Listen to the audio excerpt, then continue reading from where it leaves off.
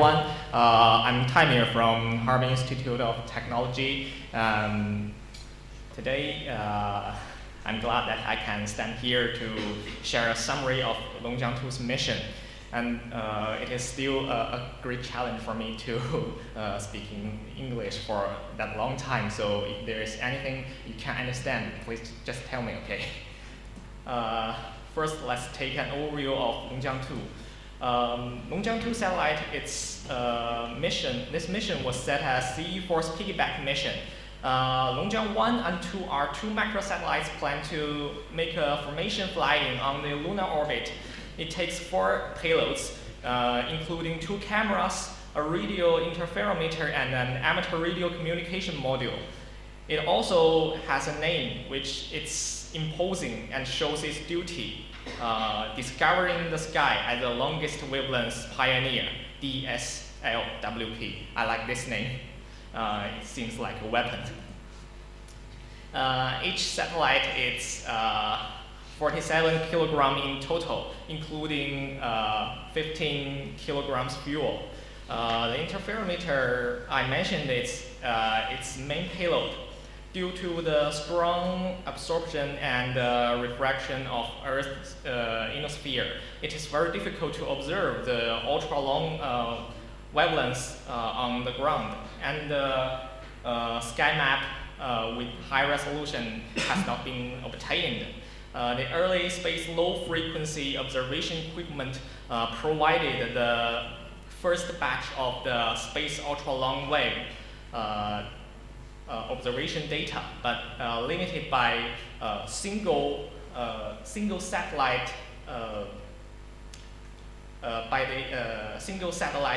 detection technology. They failed to provide high-resolution ultra-long wave images. So Longjiang's mission is to use the shielding area of Moon to reduce the RFI of Sun and Earth and make an interference radio observation of signal from 1 to 30 megahertz. The 2 satellites were launched last year with 2 times of error correction maneuver and braking injection. Longjiang2 was in the lunar orbit correctly. However, due to software error, which is a memorable item during the test on the ground, Longjiang1 was lost when the satellite was making the first error correction maneuver. The same problem actually happened to Longjiang2, but our team located the bug correctly and quickly in the situation that our satellite spanned over 400 degrees per second, and in 4 hours they sent over 500 commands and finally made an unbelievable rescue on orbit. Our team was in charge of the satellite bus. Here are several configurations about this satellite. You can see, if you only see the aesthetics of the satellite, it is just the same as other microsatellites, but Longjiang1 and Longjiang2 are just 47 kilograms, including 50 kilograms fuel. So we have to put all the subsystems into 32 kilograms. That is really a challenge for us.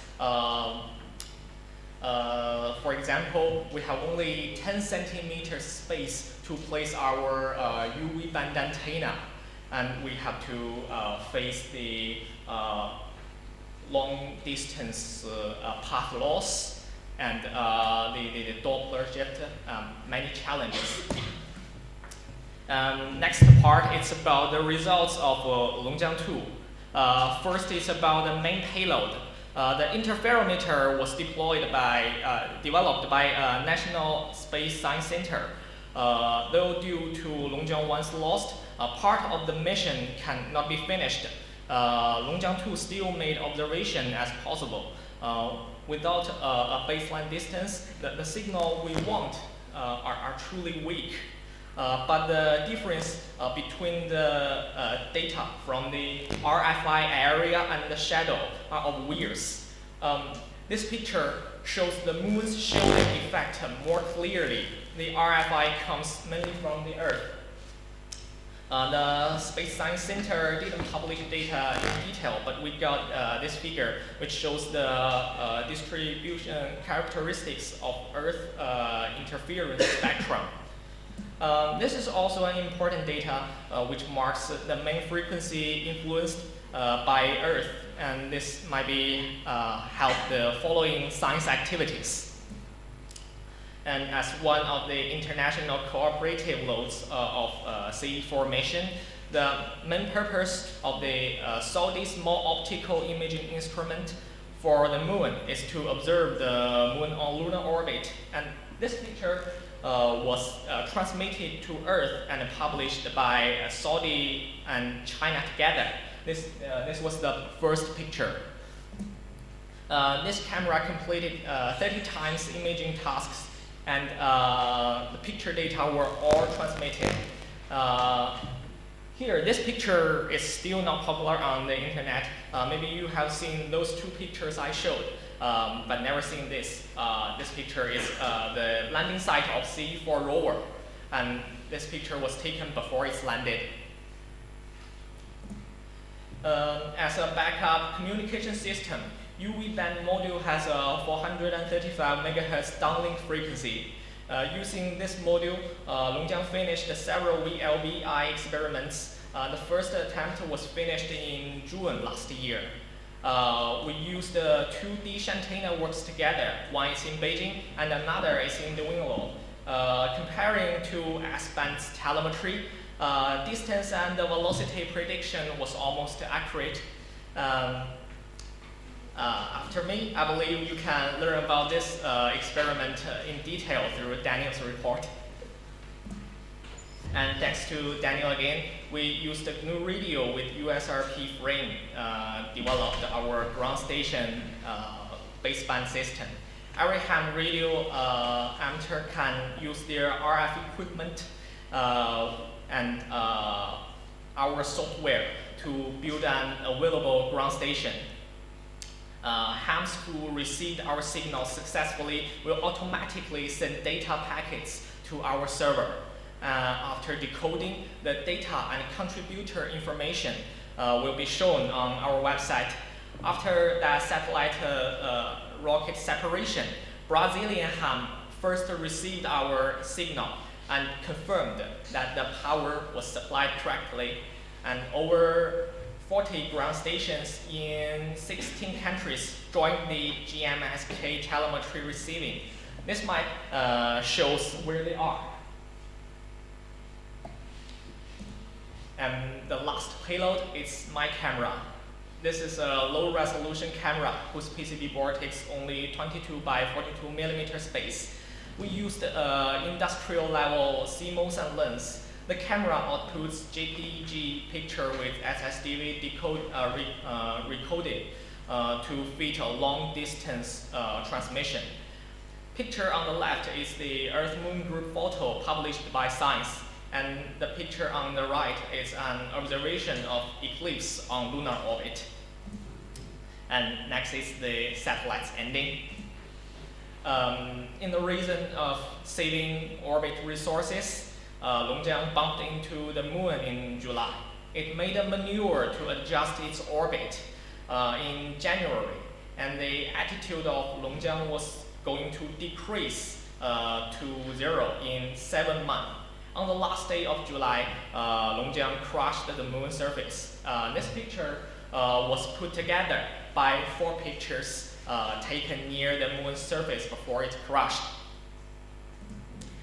At the end of the satellite's life, the camera took several pictures near the moon's surface, and the last site is this picture. That point is our Earth. Most of the mission's uplink and downlink work was completed together with hams in Germany, Netherlands, and China. On the last day, we made a live through the internet to show the whole process. And Danny also helped us to calculate the crash site of our satellite. The data given by Monte Carlo experiments were similar to the prediction given by the S-band telemetry, but more accurate. We are still trying to find someone to help us to take a photo of the debris of our satellite. Finally, it's the conclusion. For the limit of time, I cannot introduce all technical configurations in detail, so I just picked the mission parts. And here are the achievements in this aspect. This is the first microsatellite to independently complete the Earth-Moon transfer, near-Moon braking, and circumlunar flight. And a new mode of low-cost deep space exploration is explored. And the main payload also marks the Earth RFI accurately in lunar orbit. It also verified Moon's shielding effect for RFI. And our ham radio module made the first ham radio communication on lunar orbit and the first lunar orbit UHF VLBI experiment. Finally, my camera took one of the most beautiful Earth-Moon group photo. Besides for Longjiang2's lost, I feel that it's a wonder that her sister finished the mission as possible with the help of so many people all around the world. And it may be a good fact that Longjiang2 probably can fly around us in space forever as the proof that we human existed and we share the same enthusiasm. And that's all of my presentation. Thank you.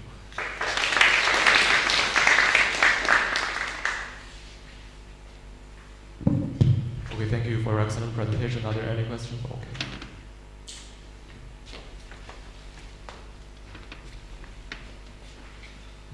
What can you tell about the mission timeline? When did you started developing the mission? How long did it took? Sorry, again, please. I want to know how long did the mission took from concept to launch?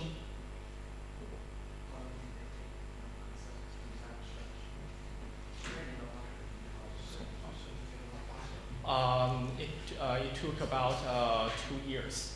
Okay. And today, not just me, the designer of the UE band transceiver is also sit here, and there are many other people who helped us also sit here. If you want, you can ask questions to them.